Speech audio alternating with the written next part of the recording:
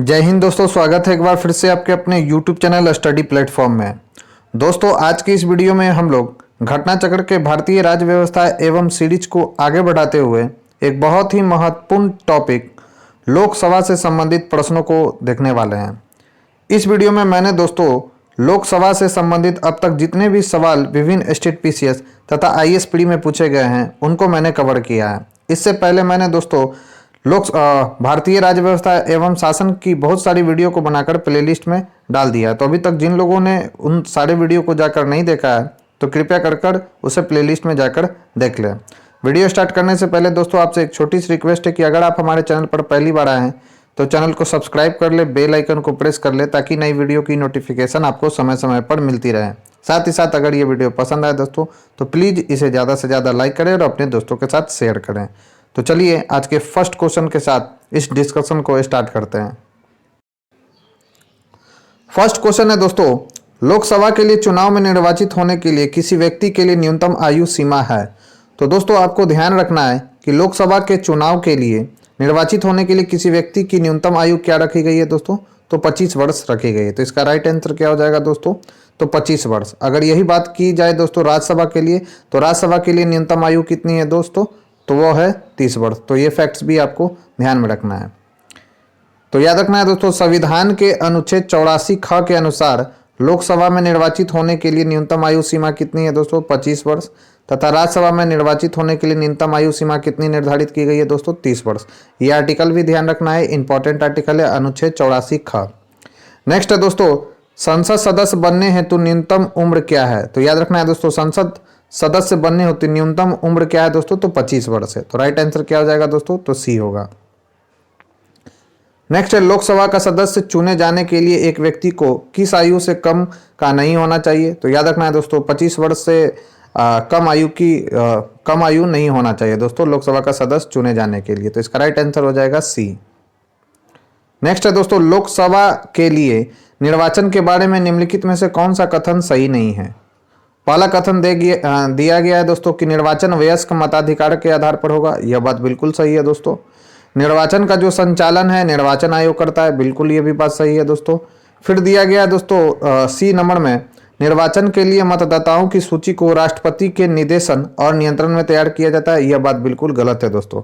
निर्वाचन के लिए मतदाताओं की जो सूची है दोस्तों वो राष्ट्रपति नहीं बल्कि भारत का जो निर्वाचन आयोग है दोस्तों वो उसको निर्देशन और नियंत्रण में क्या करता है दोस्तों, तैयार किया जाता है उनके नियंत्रण में। तो आपसे गलत पूछा जा रहा था, तो इसका राइट आंसर क्या हो जाएगा दोस्तों, सी। फिर डी भी देख लेते हैं दोस्तों, तो निर्वाचन आयोग के अनुरोध पर राष्ट्रपति निर्वाचन आयोग को उसके कार्यों के निर्वहन के लिए आवश्यक कर्मचारी बंद उपलब्ध कराते हैं। तो यह बात भी बिल्कुल सही है। अब इंपॉर्टेंट फैक्ट्स देखते हैं। तो भारत में संसद और प्रत्येक राज्य के विधान मंडल के लिए कराए जाने वाले सभी निर्वाचन तथा राष्ट्रपति और उपराष्ट्रपति के पदों के लिए मतदाता सूची को तैयार करने का कार्य केंद्रीय निर्वाचन आयोग के निर्देशन और नियंत्रण में किया जाता है। किस आर्टिकल के तहत दोस्तों, ये याद रखना है, आर्टिकल 324 क के तहत 1 के तहत। नेक्स्ट क्वेश्चन है दोस्तों, लोकसभा के निर्वाचन के लिए नामांकन पत्र। तो याद रखना है दोस्तों, लोकसभा के निर्वाचन के लिए जो नामांकन पत्र होता है वो भारत के किसी नागरिक द्वारा जिसका किसी निर्वाचन क्षेत्र की मतदाता सूची में दाखिल किया जा सकता है दोस्तों, उसका नामांकन पत्र। तो इसका राइट आंसर क्या हो जाएगा दोस्तों, तो सी होगा। इंपॉर्टेंट फैक्ट्स देखते हैं दोस्तों। तो याद रखना है कि लोक प्रतिनिधि अधिनियम 1951 की धारा 4 के अनुसार लोकसभा सदस्य के निर्वाचन के लिए किसी भी सामान्य सीट सिक्किम के अतिरिक्त बोला गया दोस्तों से नामांकन पत्र दाखिल करने के लिए किसी नागरिक को किसी राज्य का या संघ राज्य क्षेत्र के किसी निर्वाचन क्षेत्र का पंजीकृत मतदाता होना चाहिए। अनुसूचित जातियों के लिए आरक्षित लोकसभा सीटों पर नामांकन के लिए किसी भी राज्य की अनुसूचित जाति का सदस्य होना तथा किसी भी संसदीय निर्वाचन क्षेत्र में पंजीकृत मतदाता होना आवश्यक है। असम के स्वायत्त शासित जिलों और लक्षद्वीप में अनुसूचित जनजाति के लिए आरक्षित लोकसभा सीटों पर नामांकन हेतु उसी क्षेत्र की अनुसूचित जाति का होना, याद रखना है दोस्तों, उसी क्षेत्र का अनुसूचित जाति होना आवश्यक है तथा उसी स्वायत्त शासित जिले संसदीय क्षेत्र का पंजीकृत मतदाता होना आवश्यक है। जबकि देश की अन्य अनुसूचित जनजातियों के लिए आरक्षित सीटों पर नामांकन हेतु किसी भी राज्य की असम में जनजातीय क्षेत्रों के अतिरिक्त अनुसूचित जाति का सदस्य, जनजाति का सदस्य होना और किसी भी संसदीय निर्वाचन क्षेत्र में पंजीकृत मतदाता होना आवश्यक है। सिक्किम की लोकसभा सीटों पर नामांकन हेतु उसी संसदीय क्षेत्र का पंजीकृत मतदाता होना आवश्यक है। दोस्तों याद रखना है, वर्ष 2003 में सरकार द्वारा राज्यसभा के निर्वाचन के लिए उसी राज्य में पंजीकृत मतदाताओं होने की बाध्यता को क्या कर दिया गया दोस्तों, तो समाप्त कर दिया। तो ये डेट याद रखना है दोस्तों, 2003 में ऐसा किया गया था। बढ़ते अपने नेक्स्ट क्वेश्चन की ओर। नेक्स्ट क्वेश्चन है दोस्तों, लोकसभा में राज्यों को किस आधार पर सीटें आवंटित होती हैं? तो किस आधार पर होती है दोस्तों, तो जनसंख्या के आधार पर दोस्तों सीटों का आवंटन किया जाता है। तो राइट आंसर होगा ए। इंपॉर्टेंट फैक्ट देख लेते हैं दोस्तों, तो लोकसभा के सदस्यों के चुनाव के प्रयोजन के लिए प्रत्येक राज्य को प्रादेशिक निर्वाचन क्षेत्र में विभक्त कर दिया जाता है। प्रत्येक राज्य को प्रादेशिक निर्वाचन क्षेत्र में ऐसी रीति से विभाजन किया जाता है कि प्रत्येक निर्वाचन क्षेत्र की जनसंख्या तथा उसके लिए नियत किए गए सदस्यों की संख्या का अनुपात समस्त राज्य में यथासाध्य एक ही हो तथा प्रत्येक राज्य के लिए लोकसभा के स्थानों की संख्या का बंटवारा ऐसी रीति से किया जाएगा कि स्थानों की संख्या से राज्य की जनसंख्या का अनुपात समस्त राज्यों के लिए यथासाध्य एक ही हो। किस आर्टिकल के तहत दोस्तों, तो 81(2) क एवं ख के तहत। इस प्रकार संविधान लोकसभा के निर्वाचन में प्रतिनिधित्व की एकरूपता जनसंख्या के आधार पर प्रकार से स्थापित करने का उपबंध करती है। क है क्या है दोस्तों, तो विभिन्न राज्यों में और एक राज्य के विभिन्न निर्वाचन क्षेत्र में।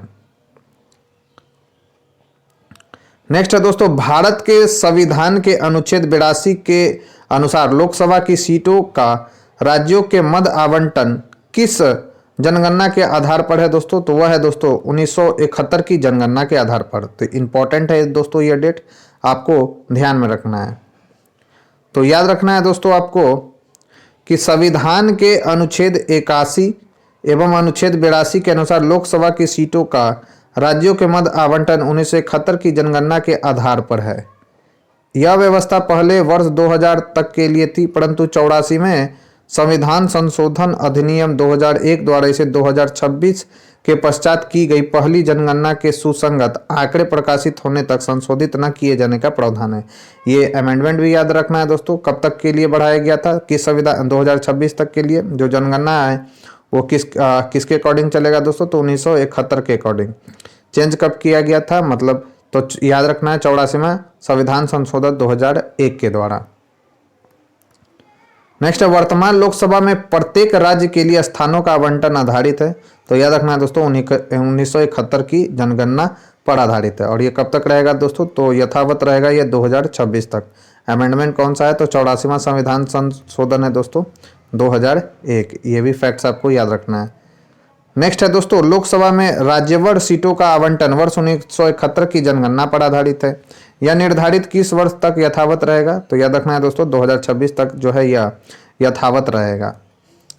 तो संविधान के 84वें संविधान संशोधन 2001 द्वारा अनुच्छेद 81(3) एवं अनुच्छेद 82(3) के परंतुक में संशोधन करके वर्ष 2000 के स्थान पर लोकसभा में राज्यवार सीटों के आवंटन का निर्धारण 2026 के पश्चात की गई पहली जनगणना अर्थात वर्ष 2031 जबकि 17वीं जनगणना होगी के सुसंगत आंकड़े प्रकाशित होने तक संशोधित किए जाने का प्रावधान किया गया, न संशोधित किए जाने का प्रावधान किया गया तथा इसके निर्धारण के लिए तब तक वर्ष 1971 की जनगणना ही आधार होगी।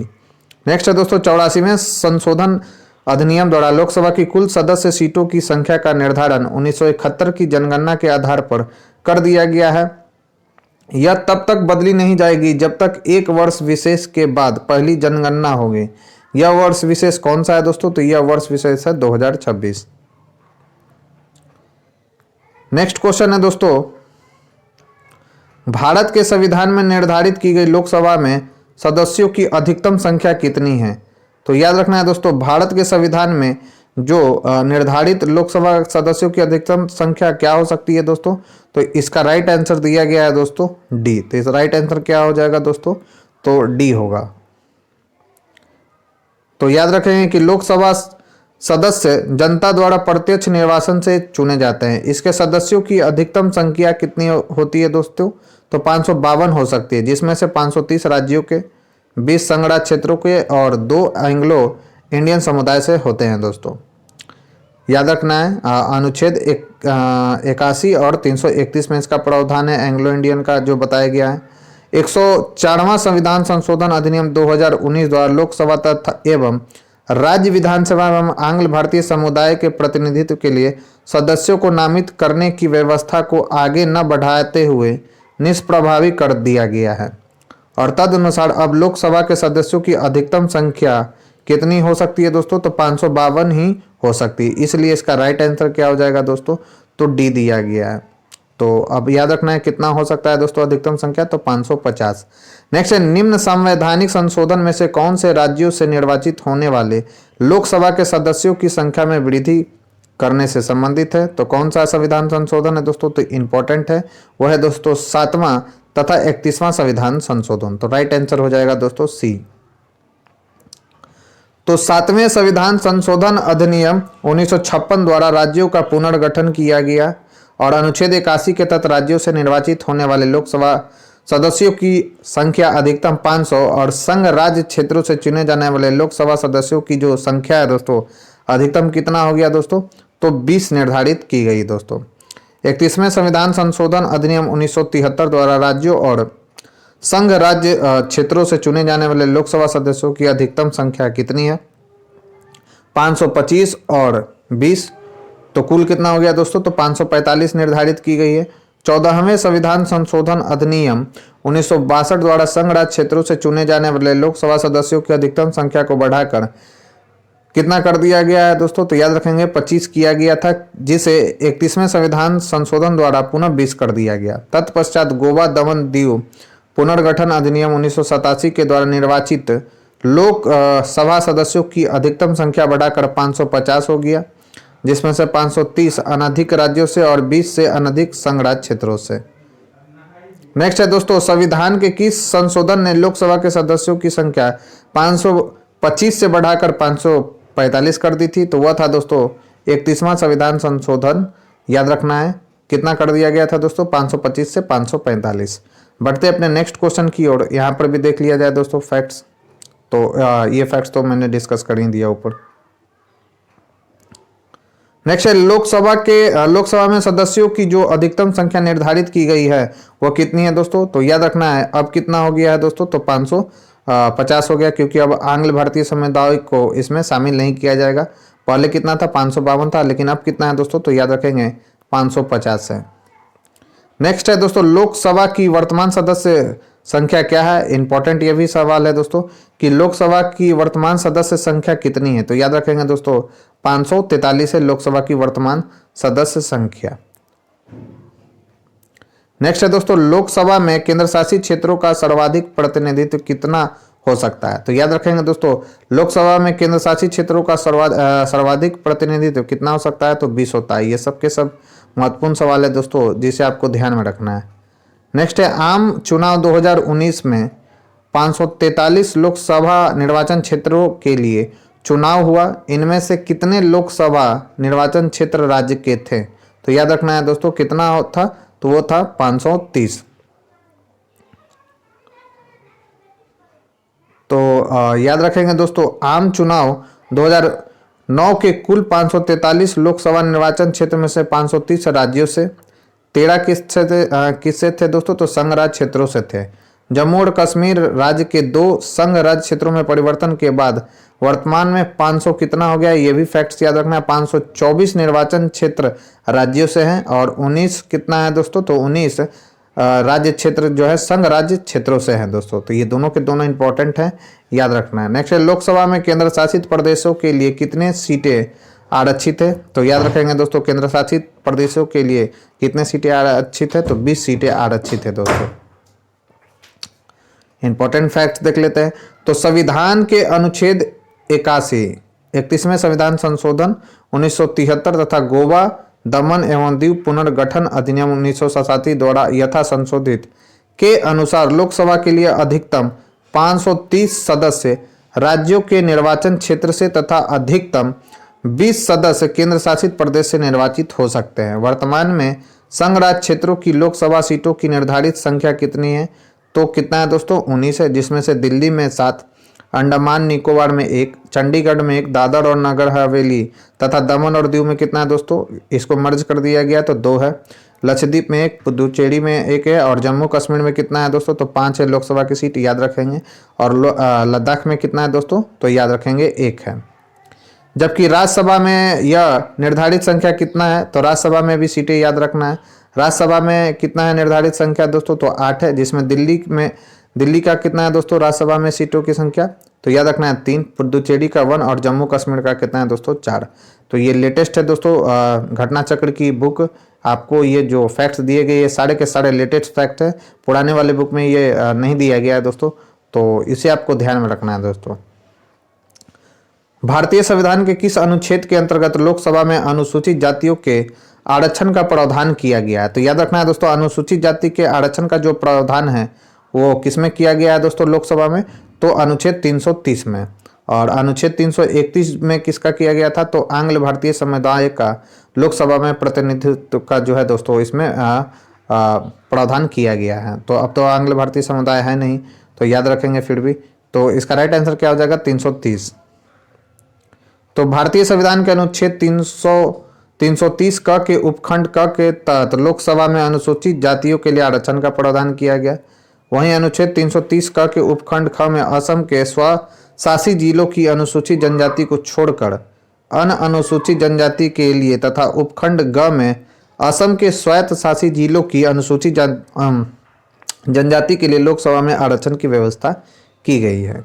बढ़ते अपने नेक्स्ट क्वेश्चन की ओर। नेक्स्ट क्वेश्चन है दोस्तों हमारा, निम्नलिखित राज्यों में अनुसूचित जनजातियों के लिए लोकसभा में स्थान आरक्षित नहीं है। तो किसका स्थान आरक्षित नहीं है दोस्तों, किस राज्यों में, तो याद रखना है किसका है, तो इसका राइट आंसर है दोस्तों केरल तथा तमिलनाडु। केरल तथा तमिलनाडु राज्य में अनुसूचित जनजातियों के लिए लोकसभा में स्थान आरक्षित नहीं है दोस्तों। तो इंपॉर्टेंट सवाल है, ध्यान रखना है दोस्तों। तो इंपॉर्टेंट फैक्ट्स डिस्कस करते हैं दोस्तों। तो प्रश्न अवधि में अग्रांकित राज्यों संघ राज्य क्षेत्रों में अनुसूचित जनजातियों के लिए लोकसभा में स्थान आरक्षित नहीं थे। अरुणाचल प्रदेश, बिहार, गोवा, हरियाणा, हिमाचल प्रदेश, जम्मू कश्मीर, कर्नाटक, केरल, मेघालय, नागालैंड, पंजाब, सिक्किम, तमिलनाडु, उत्तराखंड एवं उत्तर प्रदेश राज्यों में तथा दादर एवं नगर हवेली एवं लक्षद्वीप के अतिरिक्त अन्य संघ राज्य क्षेत्रों में वर्ष 2008 के परिसीमन के बाद कर्नाटक और मेघालय में अनुसूचित जनजातियों के लिए लोकसभा में स्थान आरक्षित किए गए। याद रखना है दोस्तों, 2-2 किया गया है। जबकि शेष उपर्युक्त राज्यों संघ राज्य क्षेत्रों में पूर्व स्थिति है। इस प्रकार वर्तमान में विकल्प ए ही सही उत्तर है। वर्तमान में अनुसूचित जातियों के लिए लोकसभा में अरुणाचल प्रदेश, याद रखना है, गोवा, मणिपुर, मेघालय, मिजोरम, नागालैंड, सिक्किम और त्रिपुरा राज्यों में तथा दिल्ली को छोड़कर अन्य सभी संघ राज्य क्षेत्रों यानी जम्मू कश्मीर और लद्दाख सहित की बात की जा रही है दोस्तों में स्थान आरक्षित नहीं है दोस्तों। ये सब के सब महत्वपूर्ण फैक्ट्स हैं, ध्यान में रखना है दोस्तों। ऐसे फैक्ट्स आपको क्वेश्चन घुमा घुमा कर पूछ सकता है, तो याद रखना है।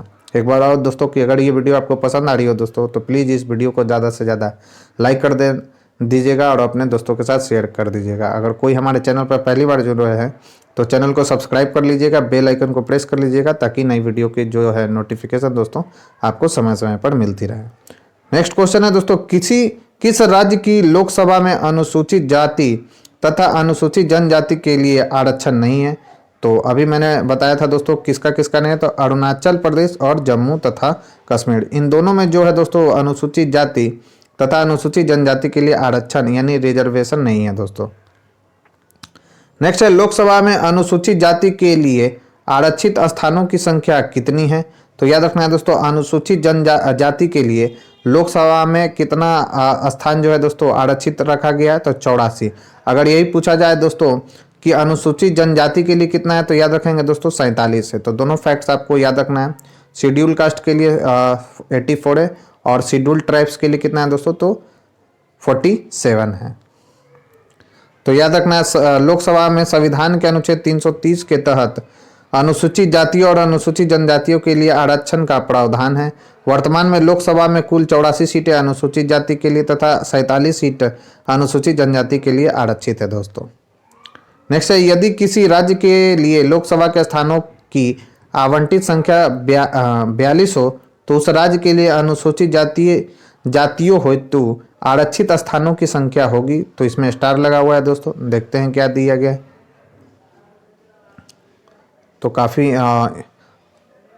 इंपॉर्टेंट फैक्ट्स है, ये सब याद रखेंगे। तो अनुच्छेद 330(2) के अधीन किसी राज्य या संघ राज्य क्षेत्र में अनुसूचित जातियों या अनुसूचित जनजातियों के लिए आरक्षित स्थानों की संख्या का अनुपात लोकसभा में उस राज्य या संघ राज्य क्षेत्र को आवंटित स्थानों की कुल संख्या से वही होगा जो उस राज्य या संघ राज्य क्षेत्र की अनुसूचित जातियों की अथवा उस राज्य की या उस राज्य के भाग की अनुसूचित जनजातियों की जिनके संबंध में स्थान इस प्रकार आरक्षित है। जनसंख्या का अनुपात उस राज्य या संघ राज्य क्षेत्र की कुल जनसंख्या से है। उदाहरणार्थ वर्ष 1996 में पश्चिम बंगाल एवं तत्कालीन आंध्र प्रदेश में लोकसभा सदस्यों की संख्या कितनी थी दोस्तों? तो 42 थी, जिसमें से अनुसूचित जातियों के लिए आरक्षित सीटें क्रमशः 8 और 6 थी। वर्ष 2008 के परिसीमन के बाद इन दोनों राज्यों में अनुसूचित जातियों के लिए आरक्षित स्थान कितना हो गया दोस्तों? क्रमशः 10 और 7 हो गया, यानी बढ़ गया।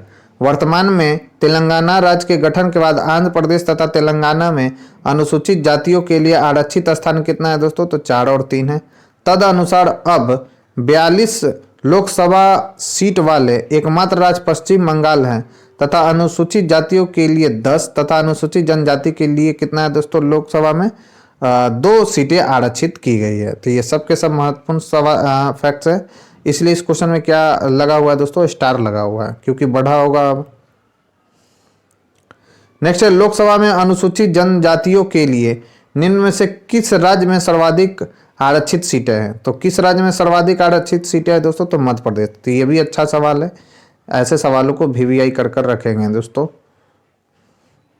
इंपॉर्टेंट फैक्ट्स देखते हैं। तो वर्ष 2008 के परिसीमन के बाद देश के सभी राज्यों में लोकसभा में अनुसूचित जनजातियों के लिए सर्वाधिक आरक्षित सीटें हैं। मध्य प्रदेश में कितना है? 6 है।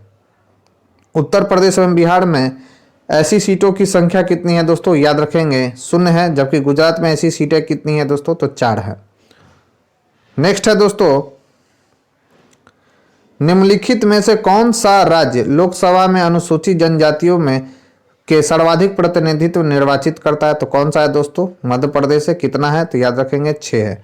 बिहार में नहीं है दोस्तों, याद रखेंगे। ये भी फैक्ट्स PSC देने अगर जा रहे हो तो याद रखेंगे दोस्तों, बिहार से कोई भी अनुसूचित जो जाति से संबंधित लोग हैं दोस्तों वो लोकसभा में नहीं जाते हैं, तो याद रखना है। तो राइट आंसर हो जाएगा C। नेक्स्ट है, लोकसभा में आंग्ल भारतीय समुदाय से सदस्य मनोनीत करने की शक्ति किसके पास है? तो आंग्ल भारतीय समुदाय से सदस्य मनोनीत करने की शक्ति किसके पास है? तो इसमें स्टार लगा हुआ है दोस्तों। क्यों स्टार लगा हुआ है? आंग्ल भारतीय समुदाय को तो भारत के राष्ट्रपति करते, लेकिन स्टार क्यों लगा हुआ है देखते हैं। तो अनुच्छेद 331 के अनुसार यदि राष्ट्रपति की राय में लोकसभा में आंग्ल भारतीय समुदाय का प्रतिनिधित्व पर्याप्त नहीं है तो वह इस समुदाय के अधिकतम 2 सदस्यों को मनोनीत कर सकता है, यानी नॉमिनेट कर सकता है। यह प्रावधान मूल संविधान में अनुच्छेद 334 के तहत केवल 10 वर्षों की अवधि के लिए था, जिसे क्रमिक रूप से संविधान संशोधन द्वारा आगे बढ़ाया जाता रहा। 95 संविधान संशोधन अधिनियम 2009 द्वारा यह अवधि जो है दोस्तों संविधान के प्रारंभ से 70 वर्ष तक निर्धारित की गई थी। 104वां संविधान संशोधन अधिनियम 2019 के द्वारा अनुच्छेद 334 में संशोधन कर लोकसभा एवं राज्य विधानसभा में अनुसूचित जातियों और अनुसूचित जनजातियों के लिए आरक्षण की अवधि को तो 70 वर्ष से बढ़ाकर और 80 वर्ष किया गया, परंतु आंग्ल भारतीय सदस्यों के नामांकन के प्रावधान को 70 वर्ष के बाद क्या कर दिया गया दोस्तों? निष्प्रभावी कर दिया गया। इसलिए इस क्वेश्चन का राइट आंसर क्या हो जाएगा? मतलब कोई नहीं होगा, यानी स्टार लगा हुआ है। फिर इसमें भी है दोस्तों कि राष्ट्रपति आंग्ल भारतीय समुदाय से कितने सदस्यों को नामित कर सकता है यदि वह इस राय का है कि लोकसभा में इस समुदाय का पर्याप्त प्रतिनिधित्व नहीं है। तो पहले 2 था दोस्तों, लेकिन अब नहीं है क्योंकि हटा दिया गया है, याद रखेंगे। तो इसलिए इस क्वेश्चन में क्या हो गया दोस्तों? स्टार लगा हुआ है। नेक्स्ट है, भारत का राष्ट्रपति लोकसभा में 2 सदस्यों को निम्न में से किसका प्रतिनिधित्व करने के लिए मनोनीत कर सकता है? तो ये भी सेम ही क्वेश्चन है। नेक्स्ट है दोस्तों, लोकसभा को कार्यकाल पूरा होने के पहले भंग किया जा सकता है। तो याद रखना है दोस्तों, प्रधानमंत्री की सिफारिश पर राष्ट्रपति द्वारा जो है दोस्तों लोकसभा को कार्यकाल पूरा होने के पहले भंग किया जा सकता है। अब इंपॉर्टेंट फैक्ट्स देखते हैं। तो अनुच्छेद 85(2) के अनुसार याद रखेंगे, लोकसभा को कार्यकाल पूरा होने से पहले भंग किया जा सकता है। ऐसा प्रधानमंत्री की सिफारिश पर राष्ट्रपति द्वारा किया जा सकता है। हालांकि यदि मंत्रिपरिषद ने लोकसभा में बहुमत खो दिया हो तो ऐसी मंत्रिपरिषद की सलाह पर लोकसभा को समय पूर्व भंग करने की बजाय राष्ट्रपति नई सरकार बन सकने की संभावना के संदर्भ में स्वविवेक का प्रयोग भी कर सकता है दोस्तों। तो ये भी जो चीज़ है, स्वविवेक से निर्णय लेने की शक्ति भारत की राष्ट्रपति के पास है। तो ये भी इंपॉर्टेंट फैक्ट्स है, इसे भी आपको ध्यान में रखना है दोस्तों। नेक्स्ट क्वेश्चन है दोस्तों, लोकसभा को उसके कार्यकाल की समाप्ति से पूर्व ही भंग किया जा सकता है। तो याद रखना है दोस्तों, किसके सलाह पर? तो राष्ट्रपति द्वारा मंत्रिपरिषद की जो सलाह पर, जो मंत्रिपरिषद की सलाह पर जो है दोस्तों लोकसभा को उसके कार्यकाल की समाप्ति से पूर्व भी क्या किया जा सकता है? भंग किया जा सकता है। तो राइट आंसर होगा सी। नेक्स्ट क्वेश्चन है दोस्तों कि निम्नलिखित कथनों पर विचार कीजिए। पहला कथन है, भारत का राष्ट्रपति ऐसे स्थानों पर जिसे वह ठीक समझे संसद का सत्र आहूत कर सकता है। फिर है दोस्तों क्या कि भारत का जो संविधान है, भारत का संविधान 1 वर्ष में संसद के 3 सत्रों का प्रावधान करता है, किंतु सभी तीनों सत्रों का चलाया जाना अनिवार्य नहीं है। तो यह तो बात बिल्कुल गलत है दोस्तों। 1 वर्ष में कम से कम 2 सत्र हो सकते हैं, क्योंकि संसद के दोनों सत्रों के बीच कितना का गैप होना चाहिए दोस्तों? तो 6 महीने का गैप होना चाहिए। तो ये तो गलत है। तीसरा कथन है दोस्तों, 1 वर्ष में दिनों की कोई न्यूनतम संख्या निर्धारित नहीं है जब संसद का चलना आवश्यक है। तो यह बात बिल्कुल सही है दोस्तों। तो इसमें सही पूछा जाता तो केवल 1 और 3 ही सही है। तो इसका राइट आंसर हो जाएगा दोस्तों सी। इंपॉर्टेंट फैक्ट्स देख लेते हैं। तो भारतीय संविधान के अनुच्छेद 85(1) में वर्णित है कि राष्ट्रपति समय समय पर संसद के प्रत्येक सदन को ऐसे समय और स्थान पर जो वह ठीक समझे अधिवेशन के लिए आहूत करेगा, किंतु उसके एक सत्र की अधिकतम बैठक और आगामी सत्र की प्रथम बैठक के लिए नियत तारीख के बीच 6 मास का अंतर नहीं होगा। अतः स्पष्ट है कि भारत का राष्ट्रपति ऐसे स्थानों पर जिसे वह ठीक समझे संसद का सत्र आहूत कर सकता है। अनुच्छेद 85(क) से यह अर्थ भी लगाया जा सकता है कि 2 अधिवेशनों के मध्य 6 मास से अधिक का अंतर नहीं होगा। अतः संविधान 1 वर्ष में संसद के न्यूनतम 2 सत्रों का प्रावधान करता है, परंतु 1 वर्ष में दिनों की कोई न्यूनतम संख्या निर्धारित नहीं है जब संसद का चलना आवश्यक हो। नेक्स्ट है दोस्तों, लोकसभा की बैठक समाप्त की जा सकती है। तो याद रखना है दोस्तों, लोकसभा की जो बैठक है वह स्थगन द्वारा, या लोकसभा का अगर विघटन हो जाए दोस्तों तो भी बैठक समाप्त की जा सकती है, या सत्रावसान के द्वारा भी जो है दोस्तों लोकसभा की बैठक जो है समाप्त की जा सकती है। ये सब के सब इंपॉर्टेंट फैक्ट्स है दोस्तों। बीपीएससी अगर ये सब देने जा रहे हो तो ऐसे ऐसे सवालों को आप कर जाए, क्योंकि बीपीएससी में एक 5वां ऑप्शन भी रहता है दोस्तों ई। तो ध्यान देना है, ऐसे जो क्वेश्चन है काफ़ी महत्वपूर्ण होते हैं। तो इसका राइट आंसर हो जाएगा दोस्तों डी। तो लोकसभा की जो बैठक स्थगन, सत्रावसान तथा विघटन द्वारा समाप्त की जा सकती है।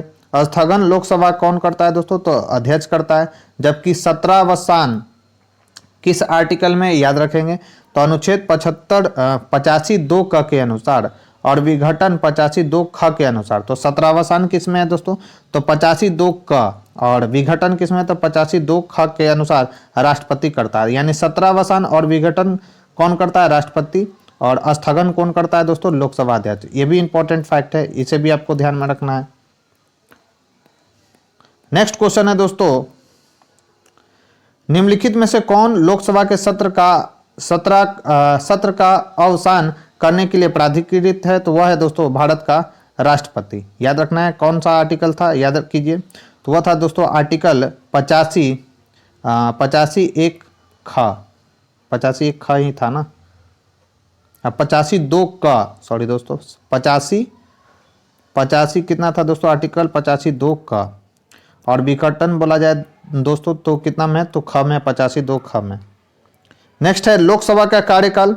तो याद रखना है दोस्तों, लोकसभा का जो कार्यकाल है आपातकाल की घोषणा के दौरान एक बार में 1 वर्ष तक के लिए बढ़ाया जा सकता है। ये भी इंपॉर्टेंट है, याद रखेंगे दोस्तों कि आपातकाल की घोषणा के दौरान जो है लोकसभा का जो कार्यकाल है 1 वर्ष में 1 वर्ष तक के लिए बढ़ाया जा सकता है। तो राइट आंसर हो जाएगा दोस्तों सी।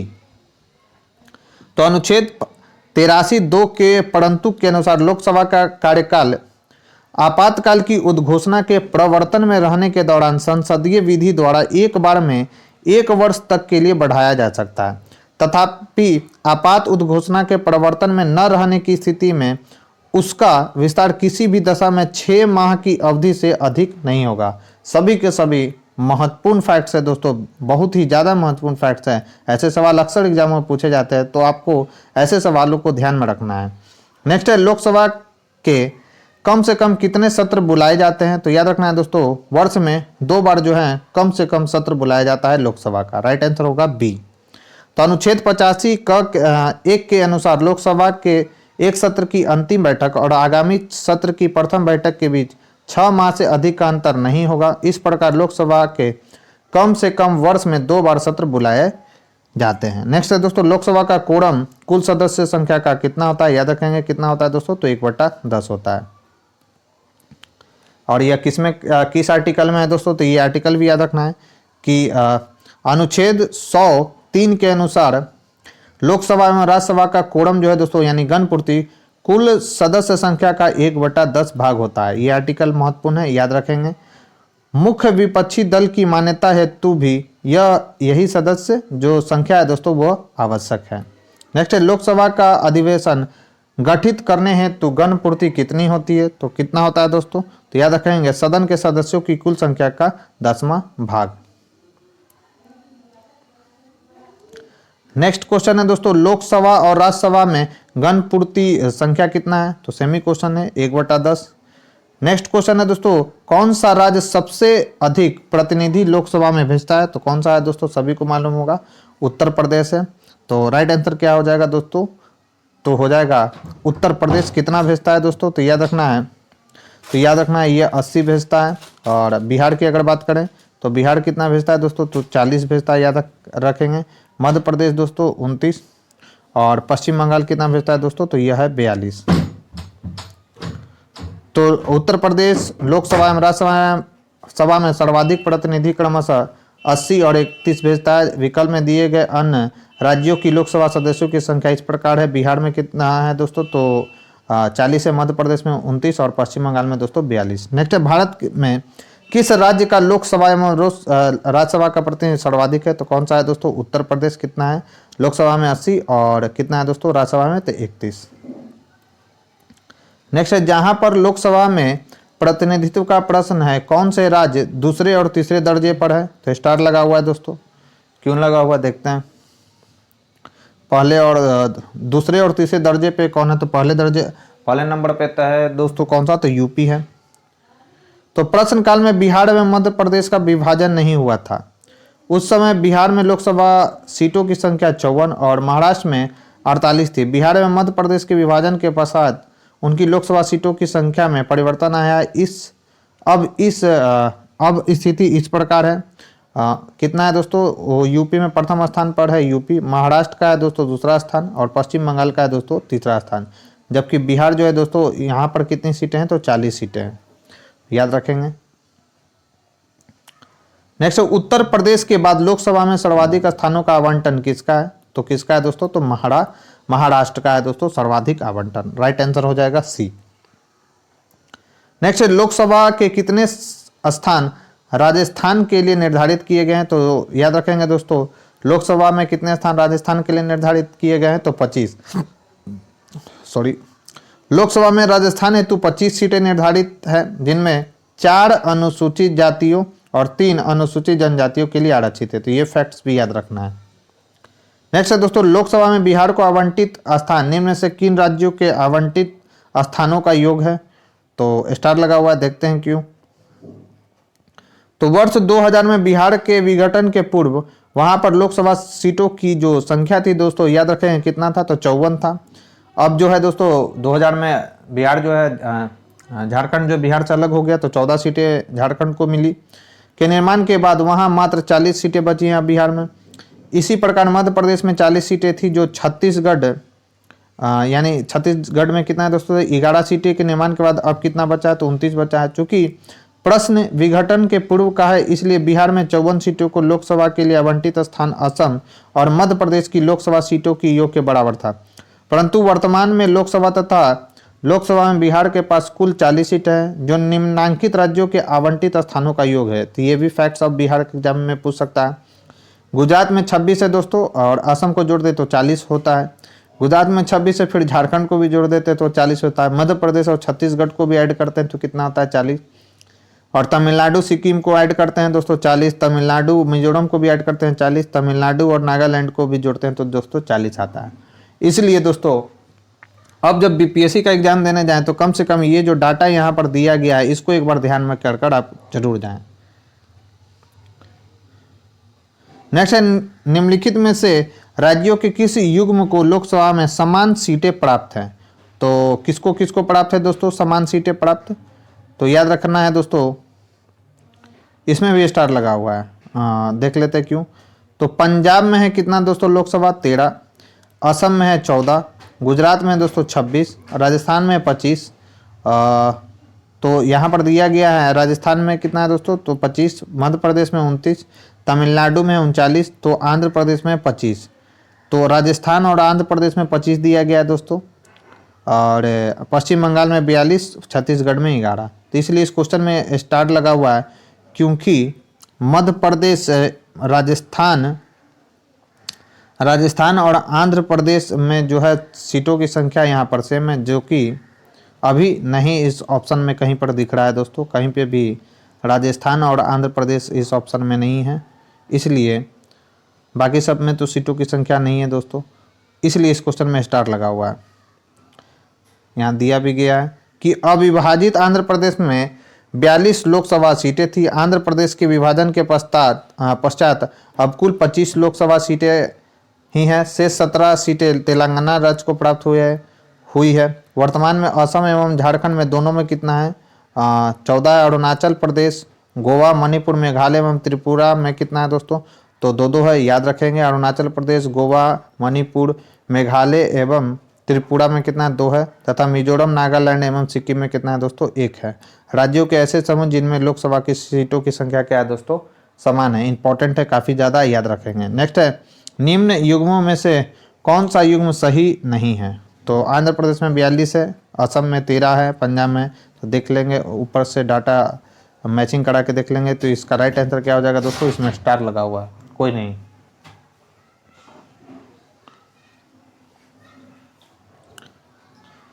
फिर है दोस्तों, लोकसभा में राज्यों के प्रतिनिधित्व को सुमेलित कीजिए। आंध्र प्रदेश में 48, इसमें भी स्टार लगा होगा मेरे हिसाब से।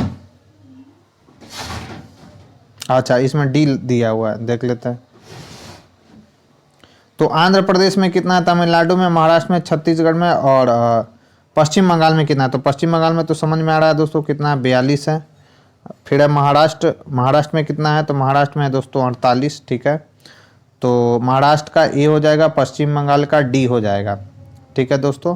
और छत्तीसगढ़ का हो जाएगा 11, ठीक है। और आंध्र प्रदेश का कितना हो जाएगा दोस्तों, तो आंध्र प्रदेश का हो जाएगा 25 और तमिलनाडु का हो जाएगा दोस्तों 39। देखते हैं क्या राइट आंसर है। तो ए का तो सी होना चाहिए और 2 का ई होना चाहिए। ए का सी, 2 का ई। ए का पहले यही देखते हैं कि महाराष्ट्र का 48 किस में है और पश्चिम बंगाल का 42। तो 3 का 1 होना चाहिए। तो 3 का 1 किस में है, अच्छा ऐसे करके दिया गया है। तो महाराष्ट्र में तो 48 है,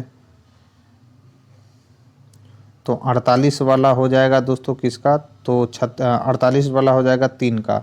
तो ए का तो 3, हाँ ठीक है दोस्तों। इसका राइट आंसर हो जाएगा डी, सही है।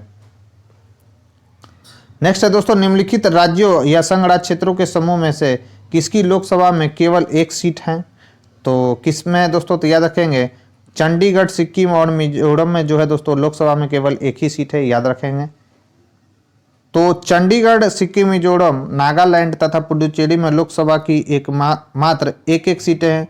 त्रिपुरा, गोवा, मेघालय, मणिपुर, दादर और नागर हवेली तथा दमन और दीव दीव और अरुणाचल प्रदेश में लोकसभा की कितनी सीटें हैं दोस्तों? तो 2-2 हैं। ज्ञातव्य है कि दादर एवं नागर हवेली तथा दमन एवं दीव संघ राज्य क्षेत्रों को आपस में विलय कर दिया गया दोस्तों, याद रखेंगे। नेक्स्ट है, निम्नलिखित में से किस राज्य से लोकसभा के 2 सदस्य निर्वाचित किए जाते हैं? कौन सा है दोस्तों? तो त्रिपुरा है। त्रिपुरा से जो है दोस्तों लोकसभा के लिए 2 सदस्य निर्वाचित किए जाते हैं। नेक्स्ट है, निम्नलिखित में से कौन सा एक लोकसभा का सर्वाधिक बड़ा निर्वाचन क्षेत्र है? तो कौन सा है दोस्तों? इंपॉर्टेंट है बीपीएससी के लिए, ऐसे सवाल पूछते हैं दोस्तों। स्टेट पीसीएस बीपीएससी खासकर ऐसे सवालों को पूछता है, याद रखेंगे। तो सबसे बड़ा निर्वाचन क्षेत्र कौन सा है दोस्तों? लद्दाख है। तो क्षेत्रफल के आधार पर 5 बड़े लोकसभा निर्वाचन क्षेत्र क्रमशः लद्दाख, बाड़मेर, कच्छ, अरुणाचल प्रदेश तथा अरुणाचल पश्चिम है दोस्तों। क्षेत्रफल की दृष्टि से सबसे छोटा लोकसभा निर्वाचन क्षेत्र कौन सा है? तो चांदनी चौक दिल्ली में है, याद रखना है। नेक्स्ट है, डिलिमिटेशन के बाद यूपी में निर्वाचकों की संख्या के अनुसार सबसे बड़ा लोकसभा संसदीय क्षेत्र है। तो ये यूपी पीसीएस का है। तो देख लेते हैं इसका स्टार क्यों लगा हुआ है। तो 2008 में लागू परिसीमन के बाद वर्तमान में यानी 2019 के लोकसभा चुनाव के आंकड़े के अनुसार उत्तर प्रदेश में निर्वाचकों की संख्या के अनुसार सबसे बड़ा लोकसभा संसदीय क्षेत्र कौन सा है? गाजियाबाद है, जिसके बाद क्रमशः गौतम बुद्ध नगर एवं उन्नाव का स्थान है दोस्तों। नेक्स्ट है, वर्तमान में लोकसभा के निर्वाचन क्षेत्र के लिए चुनाव व्यय की अधिकतम सीमा क्या है? तो ये भी इसमें भी स्टार लगा हुआ है। तो प्रश्नकाल में लोकसभा के निर्वाचन क्षेत्र के लिए प्रत्याशी हेतु चुनाव व्यय की अधिकतम सीमा 40 लाख रुपए थी। वर्तमान में लोकसभा यानी 6 जनवरी 2022 से लोकसभा निर्वाचन क्षेत्र के लिए चुनाव व्यय की जो अधिकतम सीमा है कितना निर्धारित की गई है दोस्तों? तो 95 लाख रुपए जो है, तथा कुछ राज्य तथा संघीय राज्य क्षेत्रों में 75 लाख है, तथा विधानसभा निर्वाचन क्षेत्र के लिए 40 लाख रुपए निर्धारित की गई है। तो दोनों फैक्ट्स याद रखना है, लोकसभा के लिए 95 लाख और विधानसभा के लिए 40 लाख। नेक्स्ट है दोस्तों, लोकसभा चुनाव के मामले में समान वर्ग के उम्मीदवारों तथा अनुसूचित जाति और अनुसूचित जनजाति के उम्मीदवारों द्वारा जमा की जाने वाली जमानत राशि क्रमशः है। तो ये भी बढ़ गया होगा, क्या है इसका देखते हैं दोस्तों। तो लोकसभा अधिनियम 1951 की धारा 34 के तहत प्रश्नकाल में यह राशि समान वर्ग तथा अनुसूचित जाति एवं अनुसूचित जनजाति के उम्मीदवारों के लिए क्रमशः 10,000 और 5,000 रुपये थी। वर्ष 2010 में अगंभीर प्रत्याशियों की संख्या कम करने हेतु जमानत राशियां बढ़ाई गई। कितना दोस्तों? तो लोकसभा के लिए समान वर्ग के लिए 25,000, अनुसूचित जाति एवं जनजाति के लिए 12,500 यानी 12,500, विधानसभा में समान वर्ग के लिए 10,000 और अनुसूचित जनजाति एवं जनजाति के लिए कितना है दोस्तों? तो 5,000 है। नेक्स्ट, लोकसभा का कोई प्रत्याशी अपनी जमानत खो देता है यदि उसे प्राप्त न हो सके। तो याद रखना है, इसमें भी डी लगा हुआ है। तो कब दोस्तों? तो याद रखना है, लोकसभा चुनाव में यदि कोई प्रत्याशी वैध मतों का अगर 1/6 मत वो नहीं प्राप्त होता है दोस्तों, तो उसकी जमानत जो होती है जब्त हो जाती है। तो याद रखेंगे, इसका राइट आंसर हो जाएगा डी यानी वो 1/6। ये भी इंपॉर्टेंट सवाल है। नेक्स्ट है, लोकसभा का पहला आम चुनाव कब हुआ था? तो याद रखेंगे 1952 में लोकसभा का पहला आम चुनाव हुआ था दोस्तों। तो लोकसभा का प्रथम चुनाव 25 अक्टूबर 1951 से 21 फरवरी 1952 तक चला था।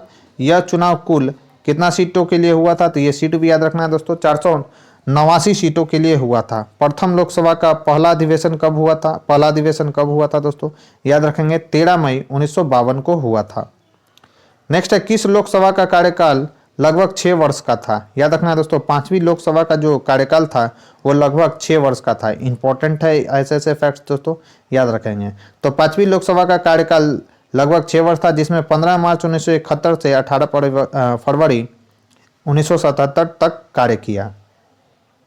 नेक्स्ट है, 9वीं लोकसभा कब भंग की गई? तो 9वीं लोकसभा कब भंग की गई थी दोस्तों? तो याद रखेंगे, यह भंग की गई थी दोस्तों मार्च 1991 में 9वीं लोकसभा को भंग कर दिया गया था। तो राइट आंसर क्या हो जाएगा दोस्तों?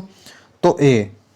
नेक्स्ट है, भारत में 12वीं लोकसभा के लिए निर्वाचन हुए हैं। तो निर्वाचन हुए तो कब हुआ था दोस्तों? तो फरवरी 1998 में। तो 12वीं लोकसभा के लिए निर्वाचन फरवरी 1998 में हुए थे। 12वीं लोकसभा का गठन 10 मार्च 1998 को हुआ था, जिसका विघटन कब कर दिया गया? तो 26 अप्रैल 1999 को। नेक्स्ट क्वेश्चन है दोस्तों, लोकसभा का नेता कौन होता है?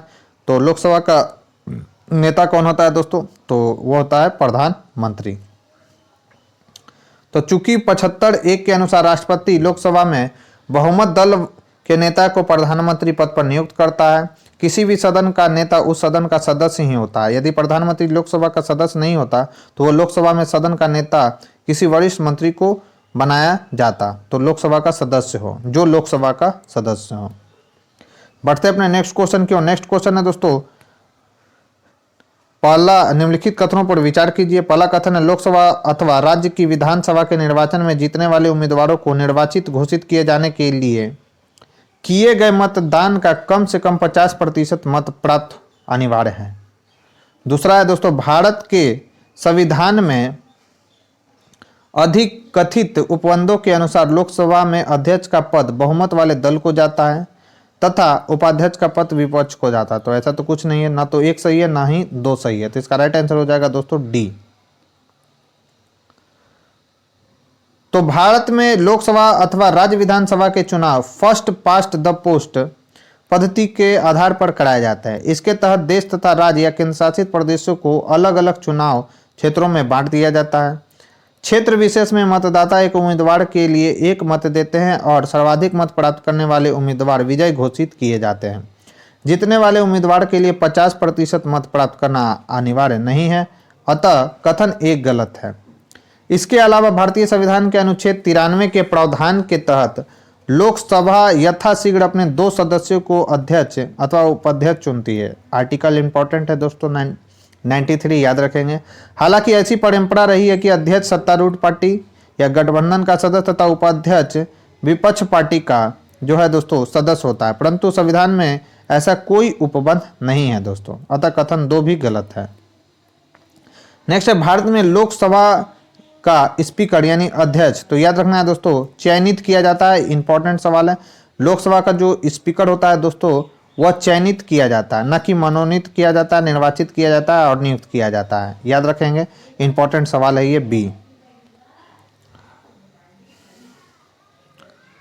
तो संविधान के अनुच्छेद 93 उपबंधित है कि लोकसभा यथाशीघ्र अपने 2 सदस्यों को अध्यक्ष एवं उपाध्यक्ष चुनेगी और जब जब अध्यक्ष एवं उपाध्यक्ष का पद रिक्त होगा तब तक लोकसभा किसी अन्य सदस्य को यथास्थिति अध्यक्ष या उपाध्यक्ष चुनेगी। टिप्पणी, यहाँ अध्यक्ष एवं उपाध्यक्ष को चुनने का आशय चयनित होने से है। बेयर एक्ट में अंग्रेजी भाषा में चुनने के लिए चूज शब्द दिया गया है, न कि इलेक्ट दिया गया है। याद रखेंगे दोस्तों।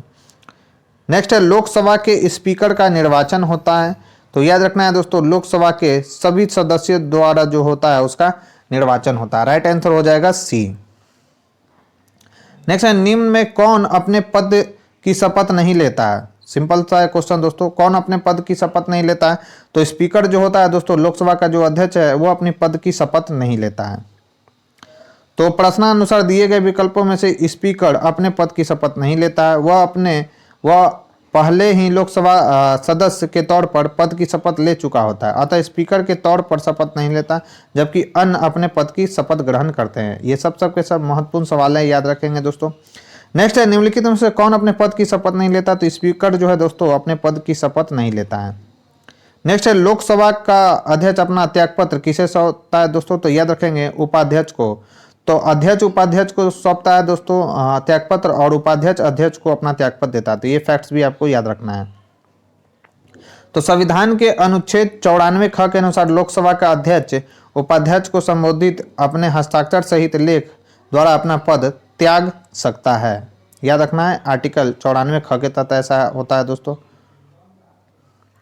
नेक्स्ट है, लोकसभा अध्यक्ष अपना त्यागपत्र संबोधित करता है तो लोकसभा के उपाध्यक्ष को। नेक्स्ट है, लोकसभा के अध्यक्ष को कैसे हटाया जा सकता है? तो याद रखना है दोस्तों लोकसभा के सभी सदस्यों के बहुमत से पारित संकल्प द्वारा जो है दोस्तों उसे हटाया जा सकता है। ये इंपॉर्टेंट सवाल है दोस्तों, याद रखेंगे। इसका राइट आंसर हो जाएगा बी। तो 94 ग के अनुसार लोकसभा के तत्कालीन सभी सदस्य के बहुमत से पारित संकल्प के द्वारा लोकसभा अध्यक्ष को पद से हटा सकते हैं, किंतु ऐसा संकल्प तब तक प्रस्तावित नहीं किया जा सकेगा जब तक इस आशय की कम से कम 14 दिन पूर्व लिखित सूचना न दी गई हो। तो ये भी याद रखना है, 14 दिन पूर्व उसे लोकसभा अध्यक्ष को लिखित सूचना देना अनिवार्य है दोस्तों। नेक्स्ट है लोकसभा अध्यक्ष को उसके कार्यकाल की समाप्ति से पूर्व हटाया जा सकता है। तो याद रखना है दोस्तों, यदि लोकसभा इस आशय का प्रस्ताव पारित कर दे तब उससे लोकसभा का जो अध्यक्ष है दोस्तों उसे हटाया जा सकता है। नेक्स्ट है लोकसभा के अध्यक्ष को हटाया जा सकता है। तो सेमी क्वेश्चन है, लोकसभा के कुल सदस्यों के बहुमत द्वारा पारित प्रस्ताव के द्वारा ही दोस्तों उसे हटाया जा सकता है। नेक्स्ट है स्पीकर के पद के विषय में निम्नलिखित कथनों में से कौन सा सही है? वह राष्ट्रपति के प्रसाद पर्यंत पद धारण करता है। यह आवश्यक नहीं कि अपने निर्वाचन के समय वह सदन का सदस्य हो, परंतु उसे अपने निर्वाचन के बाद 6 माह के भीतर सदन का सदस्य हो जाना पड़ेगा। फिर है दोस्तों, यदि समान अवधि से पूर्व सदन को भंग कर दिया जाए तो वह उसे अपना पद छोड़ना होगा। फिर चौथा, यदि वह अपना त्यागपत्र देना चाहे तो उसे अपना त्यागपत्र उपाध्यक्ष को संबोधित करना होगा। तो सही है दोस्तों, यही राइट आंसर है इसका, कि अगर वो त्यागपत्र देना चाहे तो किसको देगा दोस्तों? तो वह देगा लोकसभा अध्यक्ष को। राइट आंसर हो जाएगा डी। तो लोकसभा अध्यक्ष को लोकसभा के सदस्यों द्वारा अपने बीच से ही किसी सदस्य में से चुना जाता है। साथ ही लोकसभा के सदस्य ही प्रस्ताव पारित कर उसे पद से हटा सकते हैं। अनुच्छेद 94 ख के तहत जब वह त्यागपत्र देता है तो वह अपने त्यागपत्र को लोकसभा के उपाध्यक्ष को संबोधित करता है। साथ ही अनुच्छेद 94 के द्वितीय परंतु के अनुसार जब किसी लोकसभा का विघटन किया जाता है तो विघटन के पश्चात होने वाले लोकसभा के प्रथम अधिवेशन के ठीक पहले एक अध्यक्ष अपने पद को क्या कर देता है दोस्तों? रिक्त नहीं करता है, याद रखेंगे। नेक्स्ट है लोकसभा अध्यक्ष के पद के विषय में निम्नलिखित कथनों पर विचार कीजिए। वह राष्ट्रपति के प्रसाद पर्यंत पद धारण करता है। यह आवश्यक नहीं है कि अपने निर्वाचन के समय वह सदन का सदस्य हो। तो इसमें तो केवल एक ही सही है दोस्तों, अभी हम लोगों ने देखा था ये भी गलत है, प्रसाद पर्यंत नहीं पद धारण करता है। वह आवश्यक नहीं कि यह भी गलत है। वो यदि वह त्यागपत्र देना चाहे तो वह अपना त्यागपत्र किसे संबोधित करके देता है दोस्तों? तो लोकसभा अध्यक्ष को। तो केवल इसमें क्या सही है? तो बी ही सही है दोस्तों। नेक्स्ट है प्रोटेम स्पीकर समानता किसे नियुक्त किया जाता है? बहुत अच्छा सवाल है दोस्तों। प्रोटेम स्पीकर समानता किसे नियुक्त किया जाता है दोस्तों? तो नवनिर्वाचित लोकसभा के वरिष्ठतम सदस्यों में से एक को चुना जाता है दोस्तों। क्या? तो प्रोटेम स्पीकर। अच्छा सवाल है, याद रखेंगे। लोकसभा अध्यक्ष अपने कास्टिंग वोट का प्रयोग केवल करते हैं। तो याद रखना है दोस्तों, लोकसभा का जो अध्यक्ष होता है वो अपने कास्टिंग वोट का जो प्रयोग है केवल कब करते हैं? जब वोट बराबर होने के नाते यानी टाई हो जाए तो वह जो है दोस्तों अपना निर्णायक वोट उस पर डालते हैं दोस्तों, याद रखेंगे। तो इसका राइट आंसर हो जाएगा डी। अच्छा अभी सवाल है, तो अनुच्छेद 101 के तहत लोकसभा अध्यक्ष अपने कास्टिंग वोट यानी निर्णायक मत का प्रयोग केवल तब करते हैं जब किसी विशेष विषय के संदर्भ में हुए मतदान में सत्ता पक्ष एवं विपक्ष दोनों के वोट बराबर होने के कारण टाई की स्थिति हो जाए। परंतु अनुच्छेद 96(2) के तहत वह उसे पद से हटाने के प्रस्ताव पर प्रथमतः मत देने का हकदार है, किंतु मत बराबर होने की दशा में मत देने का हकदार नहीं है दोस्तों। नेक्स्ट, संविधान का निम्न अनुच्छेदों में से कौन एक उपबंधित करता है कि मत बराबर होने की दशा में लोकसभा के अध्यक्ष का मत निर्णायक होगा और वह उसका प्रयोग करेगा? कौन सा है दोस्तों? तो 100, अनुच्छेद 100 काफी इंपॉर्टेंट आर्टिकल है, याद रखेंगे दोस्तों। कौन सा आर्टिकल है? आर्टिकल 100। नेक्स्ट है लोकसभा के अध्यक्ष प्रथम अध्यक्ष कौन थे? तो याद रखना है दोस्तों कौन थे? तो मावलंकर थे, गणेश वासुदेव मावलंकर। तो इसका राइट आंसर क्या हो जाएगा? ए। इंपॉर्टेंट देख लेते हैं। तो पहली लोकसभा के गठन के पश्चात इसकी प्रथम बैठक 13 मई 1952 को हुई। 15 मई 1952 को गणेश वासुदेव मावलंकर लोकसभा के प्रथम अध्यक्ष बनाए गए। वे अपनी मृत्यु यानी 27 फरवरी 1956 तक इस पद पर रहे। पहली लोकसभा के शेष कार्यकाल के लिए तत्कालीन उपाध्यक्ष किसे बनाया गया था? तो ये भी याद रखना है, एम अनंत संयम आयंगार को जो है दोस्तों लोकसभा का अध्यक्ष बनाया गया था। तो ये भी पॉइंट आपको ध्यान में रखना है। तथा लोकसभा अध्यक्ष बाद में भी बने थे दोस्तों, कब? इनके हटने के बाद, यानी गणेश वासुदेव मावलंकर के हटने के बाद कौन बने थे दोस्तों अध्यक्ष? तो एम अनंत संयम आयंगार। नेक्स्ट है भारत की प्रथम लोकसभा के प्रथम अध्यक्ष कौन थे? तो जीबी मावलंकर थे दोस्तों, याद रखेंगे। नेक्स्ट है प्रथम स्पीकर जिनके विरुद्ध लोकसभा में अविश्वास प्रस्ताव लाया गया था? ये भी अच्छा क्वेश्चन है। कौन थे दोस्तों? तो वे थे जीवी मावलंकर। तो 15 दिसंबर 1954 को आचार्य जेबी कृपलानी सहित विपक्ष के 21 सांसदों द्वारा लोकसभा के प्रथम अध्यक्ष गणेश वासुदेव मावलंकर के विरुद्ध अविश्वास प्रस्ताव लाया गया था। इनके विरुद्ध यह प्रस्ताव 18 दिसंबर 1954 को लोकसभा द्वारा अस्वीकृत कर दिया गया था। नेक्स्ट है, लोकसभा की प्रथम महिला अध्यक्ष कौन थी? याद रखना है दोस्तों, मीरा कुमारी जो है दोस्तों लोकसभा की प्रथम महिला अध्यक्ष थी। हैं, अभी तो नहीं है, मतलब उस समय रह चुकी हैं। तो लोकसभा की प्रथम महिला अध्यक्ष कौन है? तो वह है दोस्तों मीरा कुमारी में बोला। तो 15वीं लोकसभा की अध्यक्ष मीरा कुमारी लोकसभा की प्रथम महिला अध्यक्ष थी, जो जून 2009 में इस पद के लिए चुनी गई थी। वर्तमान में 17वीं लोकसभा के अध्यक्ष कौन है? तो ओम बिरला है दोस्तों, सभी को मालूम होगा। नेक्स्ट है, लोकसभा के वर्तमान उपाध्यक्ष कौन है? तो इनमें से कोई नहीं। लोकसभा के जो वर्तमान अभी जो उपाध्यक्ष कौन है दोस्तों? तो अभी कौन है तो याद रखेंगे। तो प्रश्नकाल में 1999 में लोकसभा के उपाध्यक्ष PM सैयद थे। वर्तमान में लोकसभा अध्यक्ष भारतीय जनता पार्टी के कौन है दोस्तों? ओम बिरला। और इस जबकि उपाध्यक्ष का क्या है दोस्तों? पद रिक्त है। बढ़ते अपने नेक्स्ट क्वेश्चन की ओर दोस्तों। नेक्स्ट क्वेश्चन है कि यदि उपाध्यक्ष लोकसभा की अध्यक्षता कर रहे हो तो उन्हें एक अधिकार प्राप्त है कि वह क्या कर सकते हैं? तो मत बराबरी की अवस्था में मतदान क्या कर सकते हैं दोस्तों? कर सकते हैं। ये भी अच्छा सवाल है कि जब उपाध्यक्ष अध्यक्ष के पद पर मतलब अध्यक्ष के लोकसभा के अध्यक्ष के पद पर जाते हैं किसी कारणवश दोस्तों, तो वो क्या कर सकते हैं? तो मत बराबर की अवस्था में मतदान कर सकते हैं दोस्तों। याद रखना, इसका राइट आंसर हो जाएगा सी। तो लोकसभा अध्यक्ष का पद रिक्त होने पर तथा सदन की बैठक में अध्यक्ष की अनुपस्थिति में उपाध्यक्ष जो है दोस्तों अध्यक्ष के तौर पर कार्य करता है। संसद के दोनों सदनों की संयुक्त बैठक में अध्यक्ष की अनुपस्थिति में उपाध्यक्ष पीठासीन होता है। याद रखेंगे, अध्यक्ष की तरह उपाध्यक्ष भी जब पीठासीन होता है तो वह प्रथमतः मत नहीं दे सकता, केवल मत बराबर होने की दशा में मत दे सकता है। इसके अलावा अध्यक्ष के रूप में कार्य करते हुए वह लोकसभा के विचार विमर्श में भाग नहीं ले सकता जब अध्यक्ष जो है दोस्तों पीठासीन होता है, जो उपाध्यक्ष सदन के अन्य सदस्यों की तरह होता है। उस स्थिति में उसे बोलने, कार्यवाही में भाग लेने और किसी प्रश्न पर मत देने का अधिकार होता है। नेक्स्ट, निम्नलिखित में से कौन प्रथम जनजातीय लोकसभा अध्यक्ष थे? तो वे थे दोस्तों PM संगमा। PM जो संगमा थे दोस्तों वह प्रथम जनजातीय लोकसभा अध्यक्ष थे। तो PM संगमा वर्ष 1995 में प्रथम जनजातीय केंद्रीय मंत्री बने थे। तो ये फैक्ट्स याद रखना है। वर्ष 1996 में वह लोकसभा के पहले जनजातीय अध्यक्ष बने थे। नेक्स्ट है दोस्तों, लोकसभा का सचिवालय सीधे नियंत्रित होता है। तो यह होता है दोस्तों लोकसभा का जो सचिवालय होता है लोकसभा के अध्यक्ष द्वारा सीधे नियंत्रित होता है। ये भी अच्छा सवाल है दोस्तों, ऐसे सवालों को हाईलाइट कर लेंगे। तो लोकसभा सचिवालय लोकसभा अध्यक्ष के निर्देश और नियंत्रण में कार्य करता है। उसे सचिवालय के कर्मचारियों पर, सदन के परिसर पर और संसद भवन संपदा पर सर्वोच्च प्राधिकार प्राप्त है। वह अपने इस प्राधिकार का प्रयोग लोकसभा के महासचिव की सहायता से करता है। नेक्स्ट, लोकसभा का सचिवालय प्रत्यक्ष रूप से किसकी देखरेख में कार्य करता है?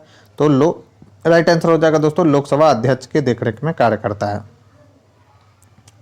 नेक्स्ट है दोस्तों 15वीं क्वेश्चन है, 15वीं लोकसभा में महिला सदस्यों से संबंधित निम्नलिखित कथनों पर विचार कीजिए। तो क्या दिया गया दोस्तों कि वे लोकसभा के कुल सदस्यों के 10% से कम है।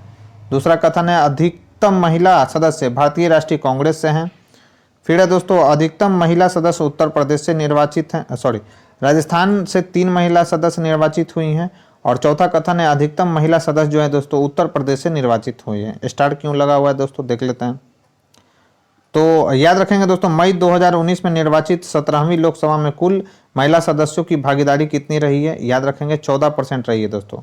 वर्तमान में यानी 21 फरवरी 2022 की स्थिति के अनुसार लोकसभा में कुल 81 महिला सदस्य हैं दोस्तों, याद रखना है। कांग्रेस पार्टी से 7, भारतीय जनता पार्टी की कितनी है दोस्तों 42 तथा तृणमूल कांग्रेस से कितना है दोस्तों तो 9 महिला सदस्य हैं। अधिकतम महिला सदस्य उत्तर प्रदेश तथा पश्चिम बंगाल से हैं दोस्तों, प्रत्येक से कितना है तो 11 निर्वाचित हैं।